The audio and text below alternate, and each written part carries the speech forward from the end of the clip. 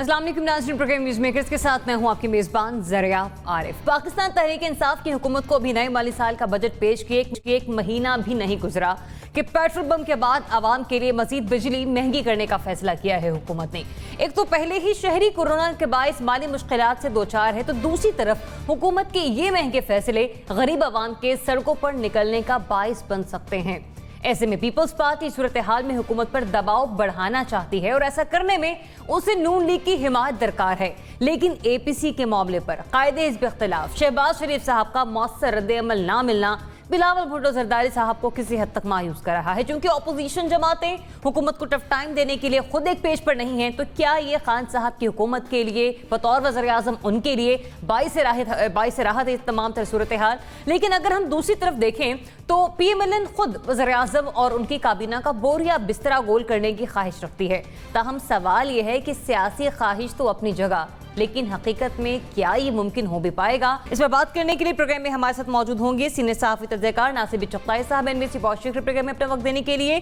Senior तज्ज़ियाकार lieutenant general retired Amjad Shoaib sahab भी program में हमें ज्वाइन कर रहे हैं। Thanks for joining us. सहाफ़ी तज्ज़ियाकार मुज़म्मिल सोहरावर्दी साहब भी हमारे साथ शामिल गुफ्तगू होंगे। सहाफ़ी तज्ज़ियाकार ज़ुनैरा आज़द साहिबा भी हमें ज्वाइन कर रही हैं और अज़हर उम्मी साहब सहाफ़ी तज्ज़ियाकार हैं, आप भी प्रोग्राम में हमारे साथ शामिल गुफ्तगू होंगे। तो सबसे पहले बात करते हैं उस एक नए परेशानी के हवाले से जो कि आने वाले दिनों में आवाम के लिए मजीद मुश्किलात को बढ़ाने जा रही हैं। क्योंकि हुकूमत ने IMF से कर्ज के लिए बिजली 14% महंगी और सब्सिडी खत्म करने का फैसला किया है। अब हुकूमत की जानिब से 5 कैटेगरीज के रियायती निर्ख महदूद करने का फैसला किया गया है, जिससे सब्सिडी 300 यूनिट से कम करके सिर्फ 50 यूनिट तक कर दी जाएगी। लेकिन हमने ये देखा कि गुज़िश्ता हफ्ते की बात, अभी महीना शुरू भी नहीं हुआ था कि पेट्रोल बम आवाम पर गिराया गया और रातों रात 25 रुपए का इजाफा कर दिया गया। अब क्या हुकूमत खुद आवाम को सड़कों पर आने के लिए मजबूर कर रही है? नासिर चगताई साहब आपसे आगाज करेंगे, बताएगा ऑपोजिशन भी इस ताक में बैठी है कि कुछ ऐसा हो और वज़ीर-ए-आज़म को उनकी काबीना को टफ टाइम दिया जाए। यहाँ पर हुकूमत खुद कुछ ऐसे फैसले कर रही है जिसके बाद वो मजबूर कर रही है आवाम को कि वो निकले और आए सड़कों पर बाहर। अच्छा, इसमें लफ्ज जो कुछ इस्तेमाल किया है आपने, जो उससे खिलाफ है, ये फैसले कर रही है हुकूमत, ऐसे फैसले कर रही है जिससे आवाम सड़कों पे आ सकते हैं। अच्छा, अगर ये पुराना दौर होता, ये वो दौर होता जब पॉलिटिकल पार्टीज बहुत एक्टिव थी, जब सियासत बहुत ज़बरदस्त थी, तो उस वक्त तक तो ये लोग आ चुके होते रोड के ऊपर। मतलब मैं कराची इलेक्ट्रिक की आपको मिसाल दूँ, अगर कराची इलेक्ट्रिक वाली बात हो रही होती तो इस वक्त तो लोग सड़कों पर होते, घिराव कर रहे होते और इलेक्ट्रिक पर हमला कर रहे होते, जला चुके होते। और जाहिर सी बात है, जो फैसले खान साहब ने किए हैं वो फैसले ऐसे हैं कि जो लोगों को मजबूर करते हैं कि वो बोलें। लोग अब बोल रहे हैं, सिर्फ लोगों के पास अब सिर्फ बोलने की सकत है और सकत भी नहीं रही है। अब 50 यूनिट तक महदूद करने का फैसला मेरा ख्याल है बहुत ज़्यादती की बात है। ये 300 यूनिट बहुत दिनों से आ रहे थे और ये 300 यूनिट भी बहुत कम हैं। अब तो जाहिर सी बात है, अगर 2-3 कमरे का घर है और वो भी गरीब आदमी है, बेरोजगार, क्योंकि बेरोजगारी बहुत बढ़ चुकी है हमारे पास हर तीसरा चौथा घर बेरोजगार है, मतलब अच्छे इलाकों में। और बाकी गुर्बत तो आप अंदाज़ा लगा लें। हफीज़ पाशा की रिपोर्ट दोबारा पढ़ लें आप, और दूसरी रिपोर्ट्स पढ़ लें आप, वर्ल्ड बैंक की रिपोर्ट पढ़ लें आप रिपोर्ट पढ़ लें IMF की कि गुर्बत किस तरह बढ़ रही है, किस तरह अनएम्प्लॉयमेंट बढ़ रही है।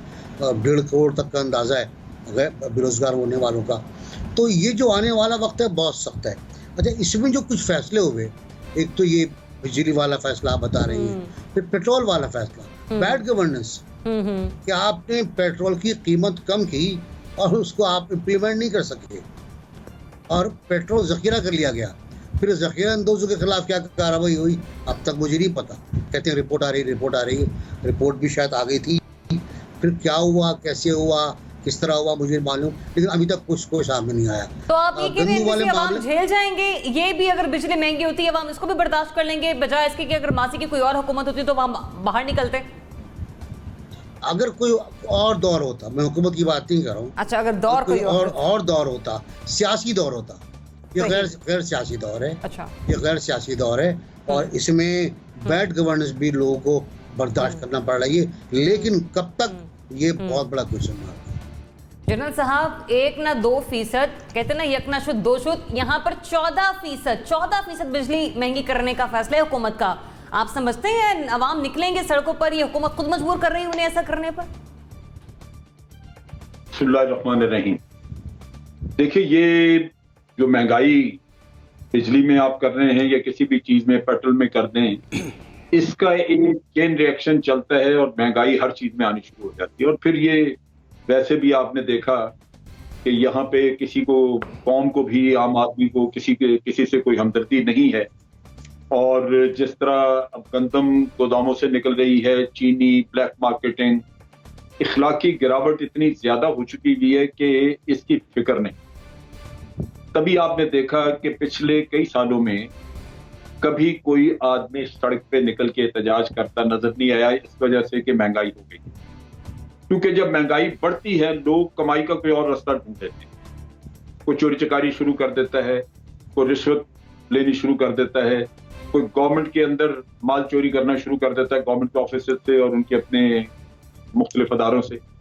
नतीजा ये कि ये महंगाई, एक तरफ महंगाई बढ़ती है, दूसरी तरफ गवर्नमेंट ही लूज कर रही होती है, क्योंकि उसको टैक्स में चोरी शुरू हो जाएगी, टैक्स नहीं लोग देंगे क्योंकि महंगाई है, वो और जरियों से बचत करना शुरू कर देंगे। लेकिन ये एक वक्त था कि आपने अयूब खान के दौर में देखा कि 2-4 आने चीनी की कीमत बढ़ी और दुनिया सड़कों पे थी, वो खत्म हो चुका।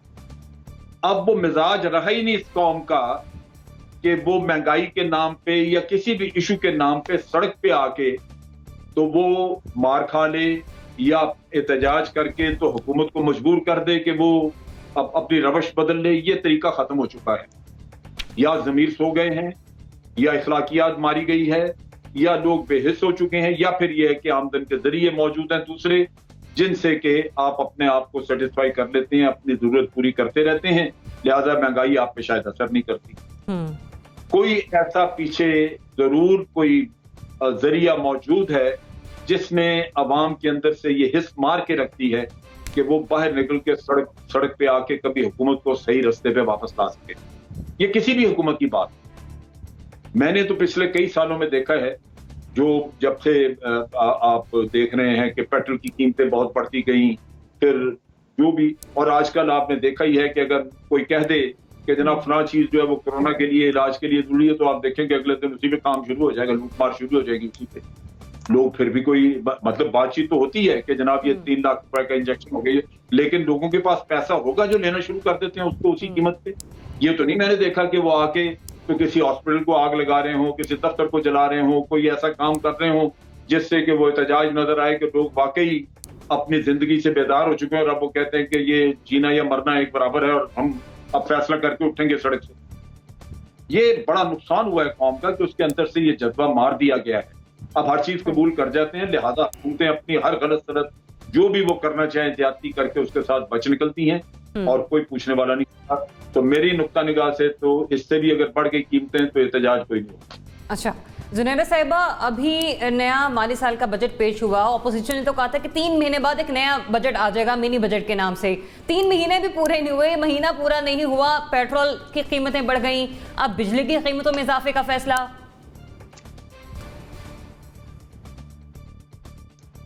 Alright, thank you for having me. सबसे पहले तो अगर ख़बर को हम अलग कर लें फैक्ट्स को और एनालिसिस को, तो फैक्चुअली तो मुझे इस वक्त ये मालूम है कि जब से ये हमारे कुछ हाइडल पावर प्रोजेक्ट्स एक्टिवेट हुए हैं, जिसमें तरबेला है, चित्रौल में एक प्रोजेक्ट है और इसके अलावा नीलम जहलम है, तब से हम मेरे सामने लिखा हुआ है कि तकरीबन 2500 मेगावाट हम बड़ी चीप इलेक्ट्रिसिटी ज़्यादा प्रोड्यूस कर रहे हैं as compare to the last year. So the problem is not कि हमारे पास बिजली है नहीं, सबसे पहले। दूसरा इसका टीयर आता है डिस्ट्रीब्यूशन, आप इसको एनर्जी को डिस्ट्रीब्यूट कैसे कर रहे हैं। उसके 2 लेवल्स हैं, एक तो NTDC है जो एक पूरी एनर्जी बास्केट है जिसमें ये सारी एनर्जी आती है और उसके बाद ये आगे डिस्ट्रीब्यूट की जाती है, डिस्को कंपनीज उनको कहते हैं, उनके ज़रिए से।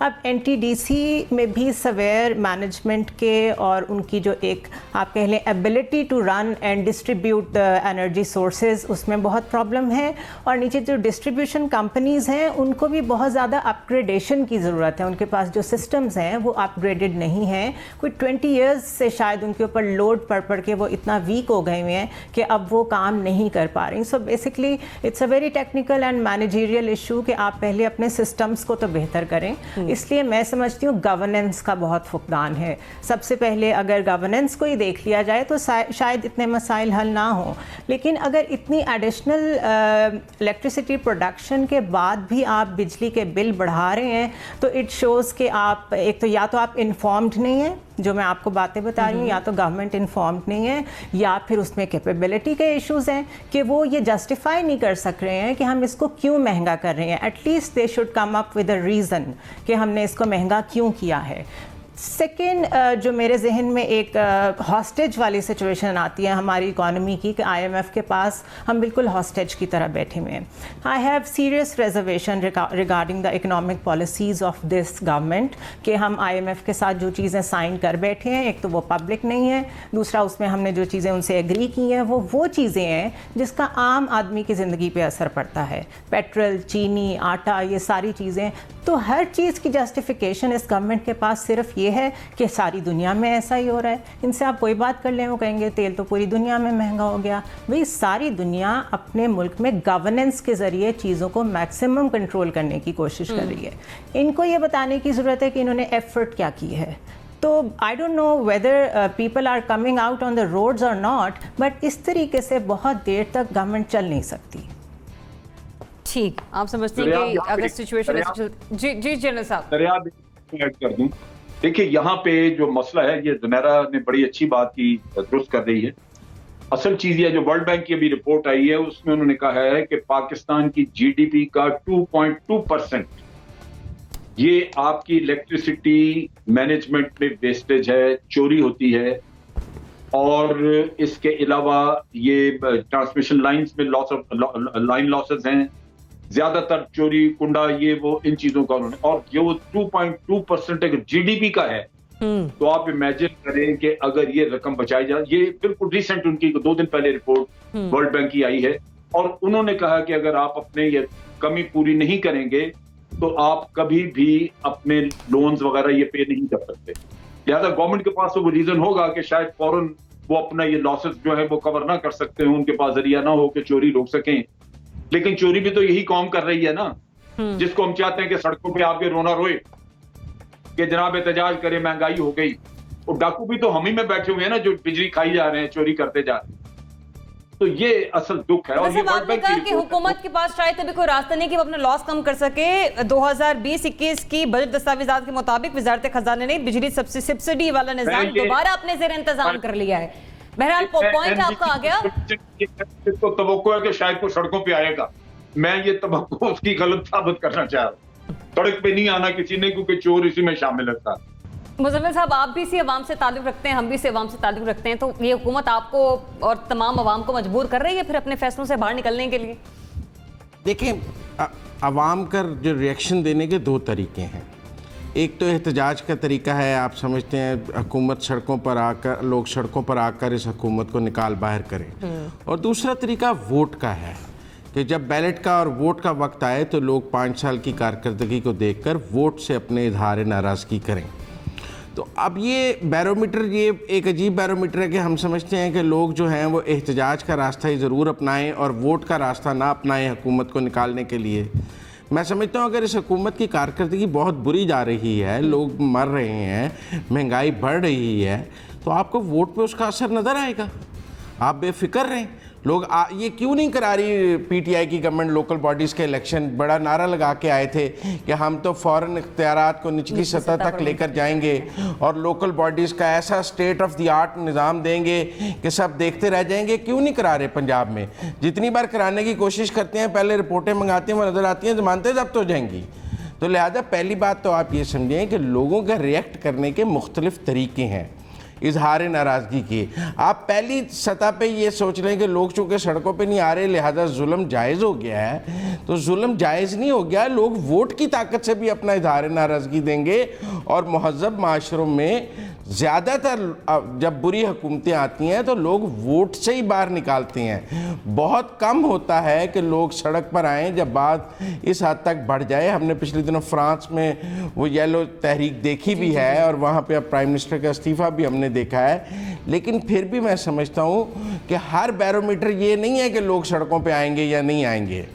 जमहूरियत ने अगर अपना तसलसल रखना है और हमने इस माशरे को जमहूरी बनाना है तो लोगों को समझ है कि वोट के वक्त वो जब बैलेट पेपर पे जाके ठप्पा लगाएंगे और अगर वो ठप्पा चोरी ना हो गया और वो वैसा ही निकला जैसा लगाया गया है तो लोगों का वर्डिक्ट आ जाएगा।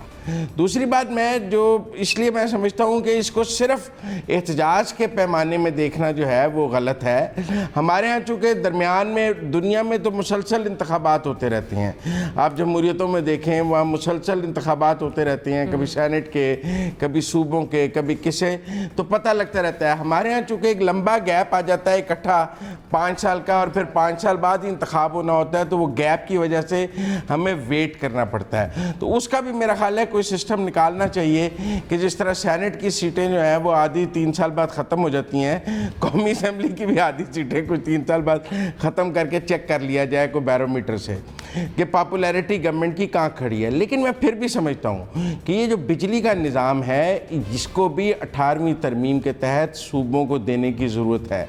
कहीं ना कहीं वफाक को अब ये बात माननी पड़ेगी कि वो गली कूचों से जाकर बिलों की रिकवरी और बिजली चोरी रोकने में नाकाम है। इस निज़ाम को जितना नीचे लेकर जाएंगे उतनी ये सब्सिडीज़ और बिजली महंगी करने की नौबत कम आएगी। मैं समझता हूँ कि ये जो मजबूत वफाक और सब कुछ इस्लामाबाद में बंद कर लेने का कॉन्सेप्ट है ना, इसको ख़त्म करना पड़ेगा। और ये बिजली का निज़ाम भी आप सूबों को बिजली दें, सूबे अपने बिल खुद रिकवर करें, सब्सिडी दें ना दें, बिल का क्या रेट रखें, खुद मुख्तार करें सूबों को। अगर कोई सूबा अपने वसाइल सस्ती बिजली में देना चाहता है उसकी मर्जी है, कोई सूबा अपने वसाइल सस्ती बिजली में नहीं देना चाहता ये भी उसकी मर्जी है। या ना निकलना वो अवाम की मंशा और अवाम के पास मुख्तलिफ ऑप्शन हैं। एक ही ऑप्शन थोड़ी है कि बस सड़कों पर निकल आएंगे, वो वोट से भी कर सकते हैं, पोल्स होते हैं। गवर्नमेंट को पता है उसकी पॉपुलैरिटी कहाँ खड़ी है इस वक्त। ऐसी बात नहीं है कि गवर्नमेंट किसी इबाम में है। और ये जो फैसले इस वक्त हुकूमत कर रही है ये जहर के घूंट पी रही है। मैं नहीं समझता कोई वजीर आजम, कोई काबीना खुश दिली से और बड़े शादियाने बजाकर ये फैसले कर रही है। जहर के घूंट पी रहे हैं। ये ऐसे ही है जैसे जहर का प्याला पीना पड़ता है रोज इमरान खान को ऐसे फैसले करके, लेकिन वो फंसे हुए हैं, उनके पास रास्ता नहीं निकल रहा। लेकिन फिर भी मैं समझता हूँ लोगों को सड़कों पर लाने की हमें इस वक्त वो क्या कहते हैं उनको टेम्पटेशन नहीं देनी चाहिए, वोट का इंतजार भी कर लेना चाहिए। नजर उमेर साहब, पाकिस्तान में महंगाई के हवाले से जो फैसले हो रहे हैं आजकल, यकीनी तौर पर उन फैसलों की गूंज बैरून मुल्क पाकिस्तानी भी सुनते होंगे। क्या समझते हैं आप, ये हुकूमत खुद अवाम को सड़कों पर आने के लिए मजबूर कर रही है? देखिए, वाकया इस तरह से है कि यहाँ पे 2 बातें हो रही हैं। एक तो जो माशी पॉलिसियां हैं और जो टैक्सेस की, इनडायरेक्ट टैक्सेस की, और ये जो बिजली और तेल की कीमतें हैं उनके फैसले कैसे किए जा रहे हैं। उनके फैसले बिल्कुल IMF के जो मायदे हैं और जो टारगेट सेट करता है IMF, उनके तहत हुकूमत बाउंड है, मजबूर हो चुकी है, चूंकि वो इन मायदों में एंटर हुई है कि उन्होंने कहीं ना कहीं से पैसे निकालने हैं। इसलिए ये बात वहीं पे जाती है कि जो चॉइसेस हैं, जो पॉलिसियों का इंतखाब है हुकूमत का, वो कुछ मजबूरी में भी था, लेकिन कुछ ये है कि वो उस पर सोच विचार नहीं की गई और वो बेसिकली उसका सारे का सारा बर्डन जो है वो अवाम पर जाएगा। क्योंकि बाकी तो मुल्क में इस वक्त का जो मईशत का पहिया है वो स्लो हो चुका है। उस तरह से आप टैक्सों की वसूली नहीं कर सकते, वो अहदाफ पूरे नहीं कर सकते जो पहले सेट करते हैं, जिससे खजाना भरे और कारोबार हुकूमत और रियासत चले। तो वो तो सूरत हाल नहीं है। इसलिए पहले आपने देखा है कि दुनिया भर में तेल की तारीखी तौर पे कम कीमतें हैं इस वक्त, लेकिन पाकिस्तान में उनको बढ़ा दिया गया यकायक।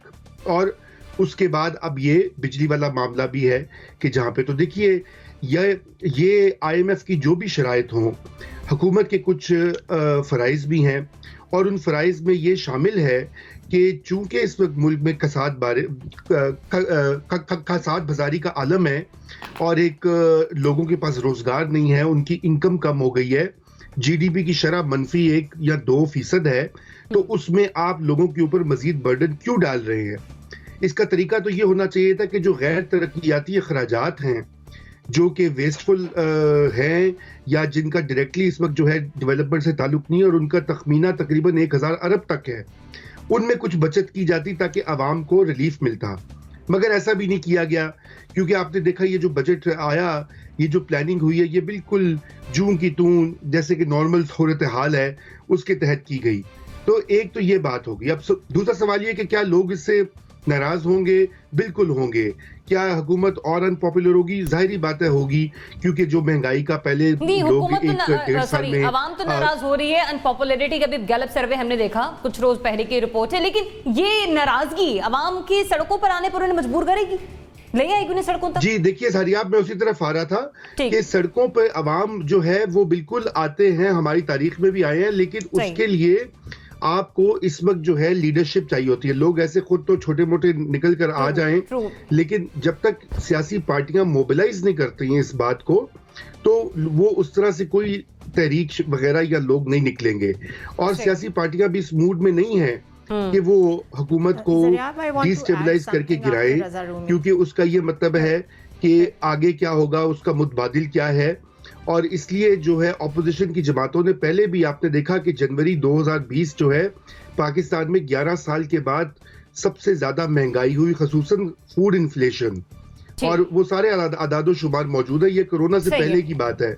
उस वक्त भी लोगों ने नहीं आए और ऑपोजिशन ने जो है वो नहीं किया, क्योंकि ऑपोजिशन का इस वक्त जो है सारा दारोमदार लीडरशिप की जरूरत है। इस पर हम अगले सेगमेंट में जाके बात करेंगे। रिजर्व साहब, रिजर्व योर कमेंट्स।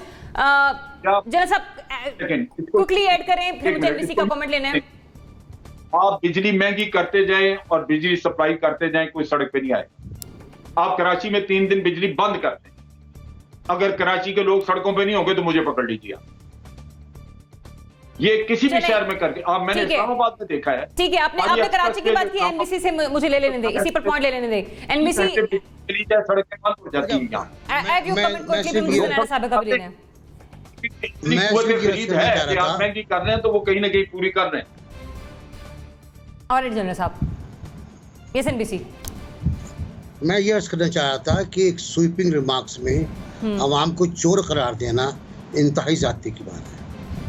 मैं आजकल इनकलाब फ्रांस दोबारा पढ़ रहा हूँ, वहाँ अशराफिया ने लोगों को चोर और डाकू करार देकर जेलों में डाल दिया था। फिर वो जेलें टूटी और हाँ इनकलाब आया। दूसरी बात ये कि आवाम को इतना मुश्तिल ना करें अपने बयानात से, अपने इक़दामात से, कि वो वाकई ये सोच समझे बगैर कि जमहूरियत है और वोट के ज़रिए हम वोट आउट कर देंगे, बाहर आ जाएं। ये जब चाहें आ सकते हैं और कोई चैलेंज ना दें इनको, आवाम को। आप ये पागल होते हैं, ये ठीक है, अब पूरे इनकलाब ले आते हैं। पॉइंट आ गया एनबीसी, पॉइंट आ गया। जुनैरा साहब क्विकली प्लीज। जी, मैं ये ऐड करना चाह रही थी कि जो पॉलिटिकल बिहेवियर होता है हर कौम का, एक तो अगर आप हिस्टोरिकली देखें तो हम लोग बाहर नहीं निकलते इतना ज़्यादा इश्यूज़ को लेके। हाँ, हमारे पॉलिटिकल व्यूज़ बड़े स्ट्रॉन्ग होते हैं घर बैठे हुए, लेकिन इशू बेस्ड निकलना, एहतजाज करना, ये पाकिस्तानी कौम का कोई मिजाज नहीं है। अनलेस एंड अनटिल उसको कोई पॉलिटिकली लीड करे या उसको पॉलिटिकली मैनिपुलेट करे या यूज़ करे, तब हमारे लोग यूज़ हो जाते हैं। सो फैक्ट्स को सामने रखते हुए मैं समझती हूँ कि कोई लीडरशिप चाहिए। अगर आवाम को सड़कों पर लाना भी है तो उसके लिए पॉलिटिकल लीडरशिप का होना जरूरी है, और ऐसे में अगर कोई किरदार अदा करता है तो वो ऑपोजिशन की जमातें होती हैं। लेकिन सूरत हाल हमें इसके बरक्स देखने को मिल रही है, क्योंकि पाकिस्तान मुस्लिम लीग नून ने पीपल्स पार्टी की एपीसी की तजवीज़ का जवाब ताहाल नहीं दिया, जिस पर पार्टी बिलावल भुट्टो जरदारी साहब मुस्लिम लीग नून के रवैये से मायूस दिखाई दिए, और पीएमएलएन की तरफ से हौसला अफजा जवाब न मिलने पर बिलावल भुट्टो ने अब मुतबादिल हिकमत अमली पर गौर शुरू कर दिया है। और इसके हवाले से पार्टी में सोच विचार भी जारी है कि अब नेक्स्ट स्टेप उन्होंने क्या लेना है। लेकिन अगर हम तमाम तर सूरत हाल को देखें तो बिलावल भुट्टो मुस्लिम लीग नून के रवैये से मायूस तो हमें दिखाई दे ही रहे हैं, लेकिन चेयरमैन पीपल्स पार्टी के मायूसी के इमरान खान के लिए खुशखबरी है। जनरल साहब, बात फिर वहीं पर आ गई कि ऑपोजिशन जमातें उस तरह से स्ट्रॉन्ग हुकूमत के अगेंस्ट दिखाई नहीं दे रही जैसे कि उन्हें होना चाहिए। तो जो बिलावल साहब की मायूसी है पीएमएलएन के रवैये पर, एपीसी के मामले पर, आप समझते हैं ये खान साहब के लिए, उनकी कैबिनेट के लिए बतौर वज़ीर-ए-आज़म उनके लिए खुशखबरी है? देखिए, खुशखबरियां ऐसी तो बेशुमार उनको मिली। मैं समझता हूँ वो मुतमईन है, इसी वजह से बैठे हुए हैं इत्मीनान से कि ये कभी भी पॉलिटिकल पार्टीज, हमारी खासतौर पर अपोजिशन की पार्टीज, ये अपने अपने अलहदा मकासद की वजह से कभी भी इनका कोई इत्तेहाद नजर नहीं आया जहां ये थ्रेट बनते हुए नजर आए कि अब ये इनकी तरफ से इमरान खान की गवर्नमेंट को खतरा है। वरना जिस तरह के डिसीजन इमरान खान की गवर्नमेंट लेती रही है, जिस तरह के अभी हम महंगाई की बात कर रहे थे और भी इश्यूज बेशुमार, तो वो तो बहुत दफा कुछ न कुछ हो गया होता। दो चीजें हैं जो सामने रखनी चाहिए। एक ये है कि हमारी जो अपोजिशन पार्टीज हैं, ये वो पार्टीज हैं जो खुद 2-2, 3-3 अपने टेन्योर्स ले चुकी, और 3-3 टेन्योर्स में वो कोई ऐसा हमें करतब करके नहीं दिखा सकी जिससे ये कोई कहा जाए कि अब इमरान खान चूंकि फेल हो गया तो दूसरा आ जाएगा, वो हमें कुछ और करके दे देगा। वो नहीं है, उनके पल्ले भी कुछ नहीं है दिखाने को। क्रिटिसाइज इसको कुछ बहुत करते हैं, लेकिन अपना दिखाने को कोई खास चीज नहीं है। वो नून लीग है तो वो अपने पुल और गाड़ियां शाड़ियां दिखाएगी कि जी हमने मेट्रो बस बना दी है, वो लेकिन वो सारे मुतनाज़ा किस्म के, कंट्रोवर्शियल किस्म के प्रोजेक्ट हैं। तो बात ये है कि अवाम को क्या मिला, अवाम की भलाई न पहले हुई ना हुई, तो लिहाजा ये कहना कि इनकी तरफ से कोई खतरा होगा, वो खतरा इसलिए नहीं है कि ना उनको कुछ दिखाने को है ना आपस में इत्तेहाद। तो इस वजह से अगर उनकी मायूसी है इसकी बिलावल जरदारी की, तो उससे पहले मौलाना फजल रहमान की भी मायूसी आपने देखी हुई है। तो ये कोई ऐसी सूरत हाल नहीं है। हम एक दिन पहले ही -1 वाली वो बात कर रहे थे, उस वक्त भी हमने यही कहा था कि चूंकि इनके पार्टियों के अपने अपने मकासद हैं, उसकी वजह से। और फिर लीडरशिप आप देखिए कहाँ पे है। लीडरशिप जो है इनकी एक इधर बिलावल जरदारी के आप देखते हैं कि कोई उसके बयानात वगैरह, मियाँ साहब बाहर बैठे हुए हैं, जरदारी साहब खुद लेटे हुए हैं। तो हालात ऐसे नहीं हैं कि ये कोई बहुत ऐसी कोई चीज करके दे दे जिससे कि इमरान खान को परेशानी हो। चुनाचे वो जैसे भी डिसीजन करें, उनका मामला चल रहा है, तो खुशखबरियां उनके लिए, कोई ऐसी चीज नहीं है जिससे परेशानी हो। एनवीसी बिलावल साहब चाह रहे हैं कि कायदे हिज़्ब इख्तिलाफ मुल्क भर में भरपूर किरदार अदा करें और पीपल्स पार्टी उनके साथ होगी। रिस्पॉन्स अच्छा नहीं है, तो ये हुई खुशखबरी वज़ीर-ए-आज़म साहब के लिए? देखिए, सबसे बड़ी बात ये कि मुफाहमत के जो नंबरदार थे वो दबाव डाल रहे हैं, और जो दबाव की बात करते थे वो कोने में बैठे हुए बिस्किट खा रहे हैं। तो अब जो सूरत हाल है वो ये, एक फेसबुक की शायर का शेर है, तेरे मैसेज मेरी धड़कन को बढ़ा देते हैं, मैं तेरी कॉल के आने से कब्र मर जाऊंगा। तो कॉल का इंतजार है किसी की कॉल का, और यही कॉल जो है वो कोने में बिठा कर रखा हुआ है शहबाज शरीफ साहब को, और क्योंकि कॉल नहीं आई इसलिए बिलावल भुट्टो साहब बहुत अटैक पर जा रहे हैं। लेकिन हुकूमत भी बहुत कमज़ोर विकेट पर है, ऐसा नहीं है। मैं ये बिल्कुल तस्लीम नहीं करता कि हुकूमत की विकेट जो है बहुत स्ट्रांग है। विकेट स्विंग कर रही है, लेकिन बॉलर से कहा गया है कि तू बॉल बैट्समैन को बल्ले पर दे। तो जब बैट्समैन को बल्ले पे गेंद आती है तो वो स्ट्रोक मारता है, 4 मारता है, 6 मारता है, वो हो रहा है आपके सामने। और जिस दिन कोच ने फैसला किया कि बॉलर बदलूंगा मैं और दूसरा बॉलर लाऊंगा और इसको पहली गेंद पे आउट करूंगा, तो आउट हो जाएगा। सिंपल। सिलेक्टर्स का मसला आता है, मैनेजर का मसला आता है, कोच का मसला आता है। अब शहबाज शरीफ को किस मैनेजर ने कहा था कि तो भागा आ जा, भाग जाए, कपड़े बंद हो गए। अब कह रहे हैं कि मैं एंटीबॉडीज का टेस्ट कराऊंगा जो 28 दिन के बाद होता है। तो मुझे तो डॉक्टर ने नहीं कहा, मैं भी कोरोना का शिकार था कि एंटीबॉडीज टेस्ट कराओ।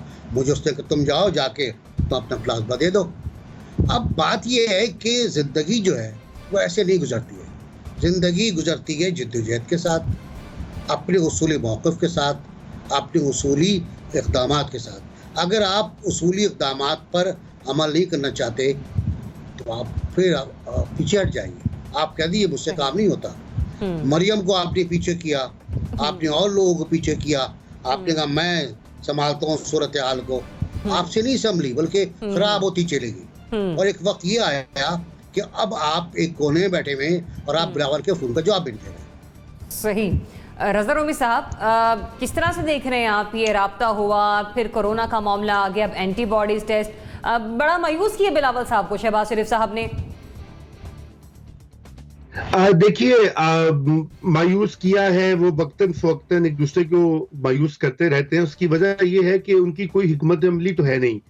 ऑपोजिशन की घन गरज और तनकीद एक तरफ, लेकिन सवाल ये है कि क्या उनके पास हिकमत अमली है।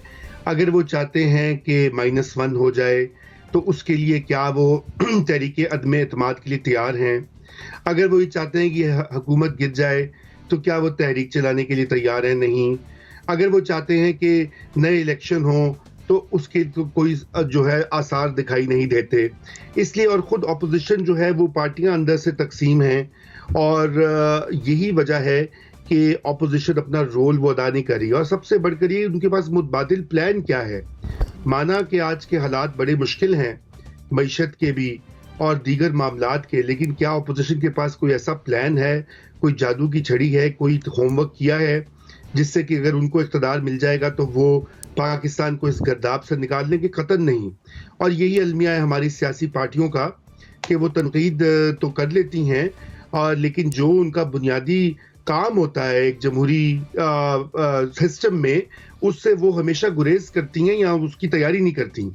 मगर यहाँ पे मैं ये कहता चलूँ कि अगर वो बिलफरज अगर वो उनके रवाबित ठीक भी हो जाए, अभी तो वो आप बता रही हैं कि नाराजगी है, हो गई है या हो जाएंगे, अगर फर्ज करें कि वो शीरो शक्कर भी हो जाएं तो फिर भी वो नहीं निकाल सकते इमरान खान साहब को जब तक कि मुक़्तदिर कुव्वतें जो हैं वो इशारा ना दें।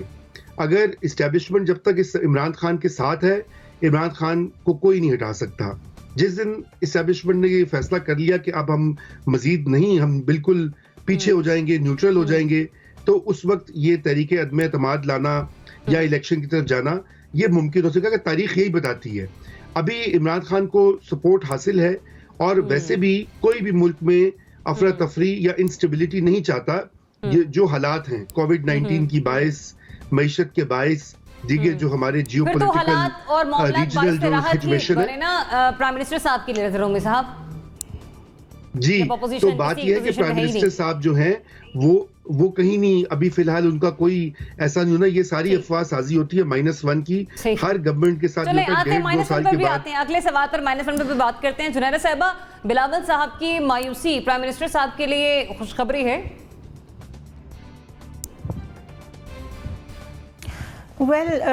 खुशखबरी के इंतज़ार में इमरान खान साहब को एक तो बैठना नहीं चाहिए, बिकॉज़ उनके अपने अंदर जितने डिवाइड्स और फॉल्ट लाइंस हैं वो काफ़ी हैं उनको प्रॉब्लम देने के लिए। सो बेसिकली उनको अपोजिशन से तो कोई थ्रेट है ही नहीं एज सच। अगर समझा जाए रियल कैरेक्टर ऑफ अपोजिशन, तो अपोजिशन गवर्नमेंट इन वेटिंग होती है। वो एक एक इशू पे पॉलिटिक्स कर रहे होते हैं और असेंबली के फ्लोर पे करते हैं। मैं आइडियल अपोजिशन की बात कर रही हूँ, इशू बेस्ड पॉलिटिक्स कर रहे होते हैं। लेकिन क्योंकि हमारा पॉलिटिकल निज़ाम पॉलिटिकली इवॉल्व इस तरह नहीं हुआ कि इश्यूज़ को लेके चलना हो, अपनी अपनी आइडियोलॉजी को लेके चलना हो, तो इसलिए हम सारे अपॉर्चुनिस्ट का एक गिरोह बन गए हैं। आप देखें अपोजिशन में भी बहुत डिवाइड्स हैं, सारे अपॉर्चुनिस्ट बैठे हुए हैं, गवर्नमेंट में भी ऐसा ही है। तो एक ओवरऑल जो पॉलिटिकल सिस्टम है हमारा, वो इतना कोई अच्छा हेल्दी इवॉल्व नहीं है कि हम अपोजिशन से भी कुछ अच्छा एक्सपेक्ट कर सकें कि वो अपना रोल सही प्ले करेगी, और गवर्नमेंट से भी हम ये एक्सपेक्ट कर सकें। So basically Imran Khan is very lucky, because जब से वो इस गवर्नमेंट में आए हैं उनको कोई ना कोई वन आफ्टर अनदर इस तरह का इंटरनेशनल इंसिडेंट फेस करना पड़ता रहा है जो उनके एडवांटेज में जाता था, जिसकी वजह से उनको थोड़े से ब्राउनी पॉइंट्स दिए जा सकते थे कि ठीक है, फरवरी में लास्ट ईयर पुलवामा हो गया, बहुत एग्रेशन देखा हमने, इंडिया की तरफ से एस्केलेशन देखा, अब कोविड हो गया है। तो ये जो वर्ल्ड ट्रेजेडीज़ हैं इस वक्त, असल में ये अपॉर्चुनिटीज़ हैं for the government. But the problem is कि PTI itself is a bunch of people जो कि सारे कोहेरेंटली नहीं सोचते। एक बंदा कुछ बोल रहा होता है, दूसरा कुछ बोल रहा होता है, और सारे बेसिकली टॉप लीडरशिप को खुश करने के लिए बोल रहे होते हैं। तो जब कोई भी असेंबली के फ्लोर पे इंक्लूडिंग द ऑपोजिशन लोगों के लिए नहीं बोल रहा, तो किसी को किसी से ख़तरा नहीं है, ये स्टेटस को चलता रहेगा इसी तरह। But end of the day सफ़र कौन कर रहा है, that is the real question. लोग सफ़र कर रहे हैं और हम उन्हें इंस्टिगेट कर रहे हैं कि वो कुछ ना कुछ गलत करें। मुसम्मल साहब, पहली बात तो ये है कि मैं ये मानने के लिए तैयार नहीं हूँ कि कोई बिलावल जो हैं वो शहबाज शरीफ के रवैये से मायूस हैं। लेकिन बजट के मौके पर ख्वाजा आसिफ और बिलावल ने मुश्तरका प्रेस कॉन्फ्रेंस की। उसके बाद बिलावल का ये स्टेटमेंट भी आया कि जब शहबाज शरीफ सेहतमंद होकर आएंगे तो इमरान खान के पसीने छुड़ा देंगे। मैं ये बात है कि उन्होंने उनको प्रेज़ किया। अब जहाँ तक NBC की ये बात है कि उन्हें भी कोरोना हुआ और उन्हें एंटीबॉडीज़ के लिए नहीं कहा गया, तो NBC को कैंसर सर्वाइवर तो नहीं है।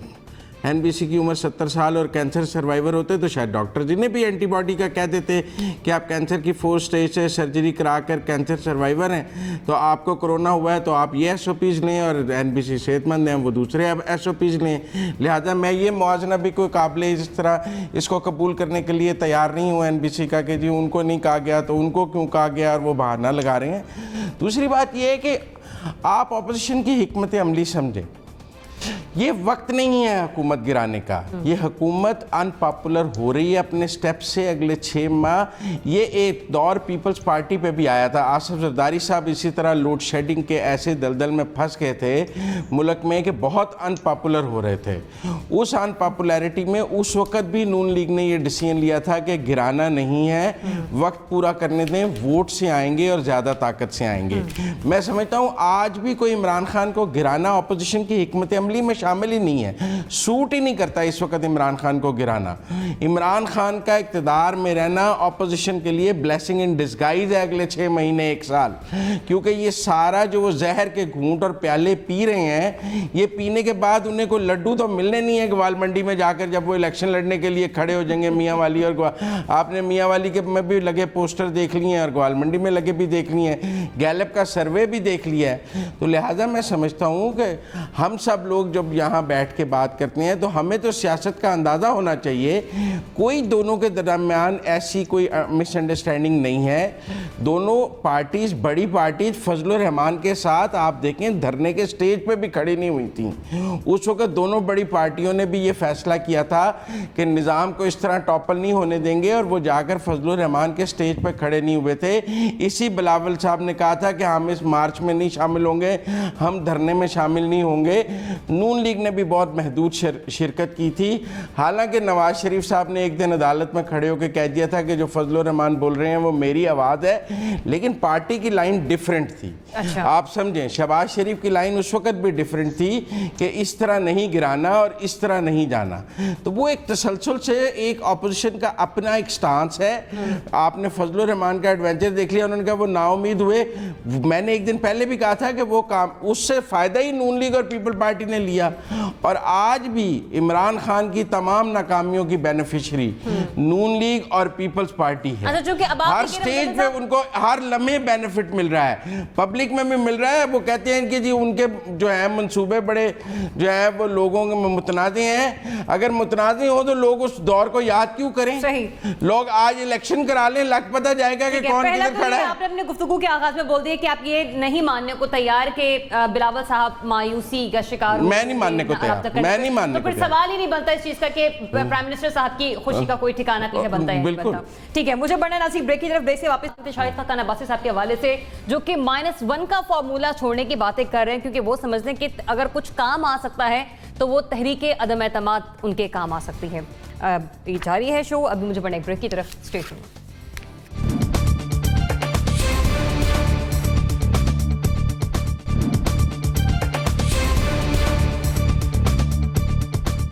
-1 जो फार्मूला है ये पाकिस्तान में हमेशा इसकी बात हुई है। ये मेरी नज़र में नामुमकिन है, क्योंकि जिसको आप माइनस करने जा रहे होते हैं वही उस जमात का रूह रवा होता है। तो मैं नहीं समझता हूँ कि कोई शख्स भी PTI के अंदर से इमरान खान को रिप्लेस कर सकता है या इमरान खान उसको इजाज़त देगा रिप्लेस करने की। PTI में कोई इमरान खान की जगह नहीं ले सकता। -1 फॉर्मूला मुमकिन नहीं लगता। शाहिद खान अब्बासी साहब इसलिए नहीं कह रहे हैं क्योंकि उन्हें वज़ीर-ए-आज़म की कारकर्दगी पर बड़ा एतमाद है, बल्कि तनकीद में वो इस तरह आकर बयान दे रहे हैं। और एक और उन्होंने तजवीज़ भी सामने रखी जिसमें उन्होंने कहा कि अगर हटाया जा सकता है तो तहरीक अदम एतमाद के तहत ऐसा किया जा सकता है। लेकिन मुस्लिम लीग नून इमरान खान के बजाय अब क्या पूरा निज़ाम लपेटने के हक में है? NBC बताइए, -1 फॉर्मूला एक साइड पर, अब ये PMLN की कोशिश ये कि पूरा का पूरा निज़ाम ही PTI का लपेट दिया जाए, बट विद इन 90 सेकंड मुझे अपने एनालिसिस कंप्लीट करके दीजिएगा। नहीं, उसमें -1 में निज़ाम तो नहीं निपटता। नवाज शरीफ को हटाया गया था ना, अकामी की बुनियाद पर। तो उसके बाद शायद खान अब्बासी ने 5 साल पूरे किए थे। एक बात तो ये होगी, मुझे इससे इख्तलाफ है, इमरान खान को -1 भी नहीं होना चाहिए, -3 भी नहीं होना चाहिए। इमरान खान ने ये शोशा खुद छोड़ा था, खाने पर जो रोटी खिलाई थी उन्होंने लोगों को, उस पर शोशा छोड़ा था। फिर पार्लियामेंट में कहा था, फिर पार्लियामेंट में कहा था कि -1 नहीं -3 सब माइनस हो जाएंगे, 3 माइनस हो जाएंगे वगैरह वगैरह। फिर कुछ और लोगों ने बात की थी। तो ये पीटीआई का शोशा छोड़ा हुआ है, ये किसी और पार्टी का नहीं है। इसको दूसरे लोग लेकर उड़ गए और इस तरह उड़े कि उन्होंने उसको पॉलिटिकलाइज कर दिया। हकीकत कुछ भी नहीं है। हकीकत ये है कि मैंने उस दिन भी अर्ज़ किया था कि अगर इमरान खान तहरीक इंसाफ से जाते हैं, मतलब इंसाफ के साथ, बगैर किसी एक कहे पर, तो फिर तहरीक इंसाफ टूट जाएगी। तहरीक इंसाफ पे कोई नहीं बचेगा। मखदूम शाह महमूदी भाग लेंगे, सब अगले 4-5 बचेंगे, ये अली जैदी वगैरह। तो उस पर, लेकिन अगर ये किसी अंडरस्टैंडिंग से होता है तो फिर शायद शाह महमूद वगैरह को चांस मिले, लेकिन ऐसा इम्कान मुझे बिल्कुल नज़र नहीं आता, होना भी नहीं चाहिए। हमने बहुत तजर्बे किए इस मुल्क के अंदर, इस मुल्क को हमने तजर्बेकार बना दिया है। यहाँ हमने सदारती निज़ाम का भी किया, पार्लिमानी निज़ाम का भी किया, 1 यूनिट का जुल्म किया।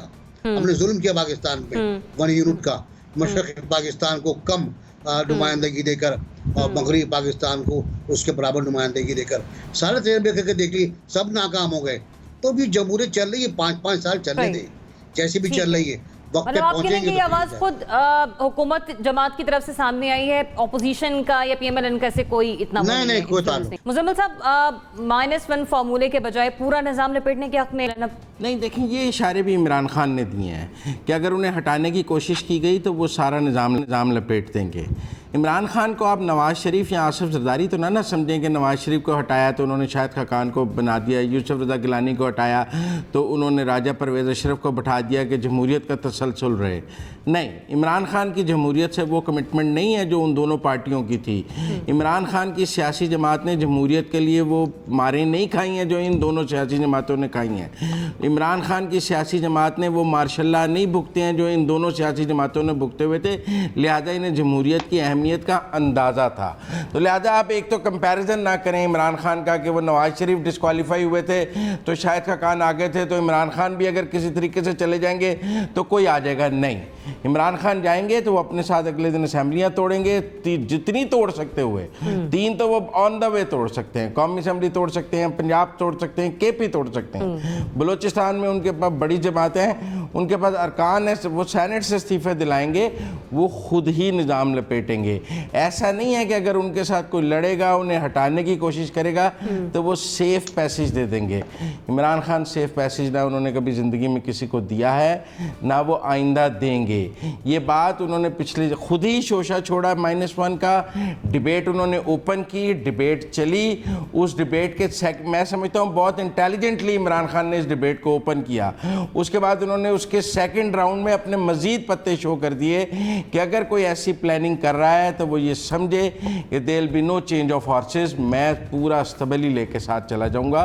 तो लिहाजा मैं समझता हूँ कि बहुत इंटेलिजेंटली इमरान खान ने डिबेट को भी ओपन किया है और कंक्लूड भी किया और अपने पत्ते शो भी कर दिए। मतलब ये ऑपोजिशन के माइंड में नहीं था, बेसिकली पीटीआई एक मैसेज खुद ही उन्होंने देखे, उन्हीं को इस बात का खतरा था कि मेरे साथ ये होने जा रहा है। उन्होंने उस खतरे को की पेशबंदी करते हुए बिल्ली को थैले से बाहर लाए, उन्होंने डिबेट ओपन की, फिर ये अपने कार्ड्स ओपन किए कि देखें जो लोग ये सोच रहे हैं वो ये समझें कि मेरे पास ये कार्ड्स हैं। तो इसमें ऑपोजिशन तो कहीं फ्री की नहीं थी, वो जिसके साथ ये गेम खेल रहे थे ये उनके और उनके दरमियान है, बीच में हम ऑपोजिशन को एवी रिगेद लेते हैं, वो प्लेयर ही नहीं है। ऑपोजिशन भी तो बयान दे रही ना इस पे जुनैरा साहब, वो तो ऐसे ही, मेरा मतलब है जैसे हम क्रिकेट में कमेंट्री करनी शुरू कर देते हैं, मैच चल रहा हो तो हम वो मैच खेल तो नहीं ना रहे होते, हम उस पर तबसरा कर रहे होते हैं। जुनैरा साहब हाँ जी, पॉलिटिकली लेट मी से कि बहुत ज़्यादा वाइज नहीं है इमरान खान। ये एक हकीकत है एंड इट्स वेरी अनफॉर्चुनेट कि अगर कभी ऐसा वक्त किसी भी तरीके से आया कि पीटीआई की गवर्नमेंट ख़त्म होती है तो वो पीटीआई ही ख़त्म हो जाएगी, because Imran Khan one man rule में बिलीव करते हैं।